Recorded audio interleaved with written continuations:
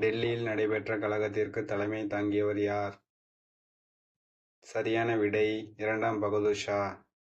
லக்னோவில் நடைபெற்ற கலகத்திற்கு தலைமை தாங்கியவர் யார்? சரியான விடை பேகம் ஹஜ்ரத் மஹால். கான்பூரில் நடைபெற்ற கலகத்திற்கு தலைமை தாங்கியவர் யார்? சரியான விடை நானா சாஹிப்.